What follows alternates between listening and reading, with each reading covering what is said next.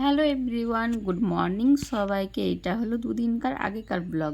ছেলের আবৃত্তি পরীক্ষা ছিল, চলো রেডি হয়ে পড়ে তাড়াহুড়ো করে রেডি হয়েছি। 11:30 নাগাদ বেরোতে হয়েছিল।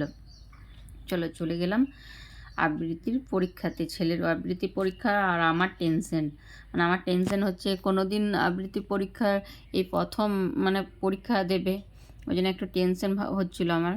চলো রাস্তাতে চলে গেলাম। রাস্তাঘাট দেখো ফাঁকাই ছিল তখন, আর প্রচণ্ড রোদ ছিল সেই দিন, প্রচণ্ড রোদ। কী আর বলবো গাইস, প্রচণ্ড রোদ ছিল সেদিন, মানে 2 দিন লাগাতার পরপর রোদ দিয়েছিল।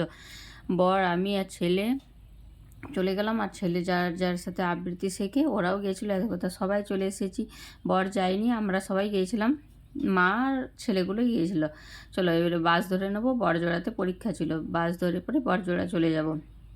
দেখো তোমাদেরকে একবার ব্রিজটা দেখিয়ে দিলাম, কি সুন্দর লাগছে জলটা দেখতে, কিন্তু ওই দিকের ভিউটা দেখাতে পারিনি, বাসে ছিলাম, এইদিকে বসেছিলাম বলে এইদিকের ভিউটা দেখাতে পারলাম তোমাদেরকে একটু।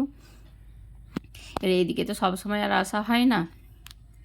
আমার একটু ভয় ভয় কাজ করছিল, কি কেমন পরীক্ষা দিতে পারবে না পারবে, কি দিতে পারবে না পারবে, ওরকম একটা ভয় ভয় কাজ করছিল।